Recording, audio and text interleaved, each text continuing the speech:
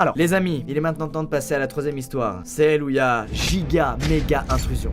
Laissez-moi vous raconter l'histoire de Mathilde, mariée à Valentin depuis plusieurs années. Rassurez-vous, Valentin est un homme charmant et très correct, et le truc creepy ne vient pas de lui. Mathilde est tombée malade, genre une grosse maladie qui la cloue au lit, et Valentin a voulu qu'elle prenne du repos pour se remettre de cette maladie. Ça rend toujours triste quand tu vois ton mec ou ta meuf qui est trop mal à cause d'une maladie. Tu lui souhaites le meilleur, tu veux qu'il se rétablisse, donc voilà, tu le pouponnes un peu. Les parents de Mathilde voulant voir leur petit-fils, Valentin s'est rendu chez eux avec le bébé et a donc laissé Mathilde se reposer tranquillement à la maison. Quelques heures plus tard, Mathilde se réveille parce qu'elle a des douleurs à la poitrine parce qu'elle doit allaiter et évacuer. Et elle a ce fameux dilemme du comme quand t'as envie de faire pipi en pleine nuit ou tôt le matin. Oh, j'ai la flemme, je suis tellement bien. Ouais, mais faut que j'y aille, je pourrais pas dormir tant que j'y vais pas. Ouais, mais j'ai la flemme. Mais la version poitrine qui fait mal quoi. Donc je pense que c'est encore plus désagréable. Après, je n'en sais rien, vous en doutez. Au bout d'un petit moment, elle commence à être bien réveillée et elle se rend compte qu'il fait très froid dans la maison. Elle ouvre les yeux et elle entend la porte d'entrée se fermer. Elle est donc contente parce qu'elle se dit putain, yeah, je me réveille au moment où Valentin rentre, c'est cool.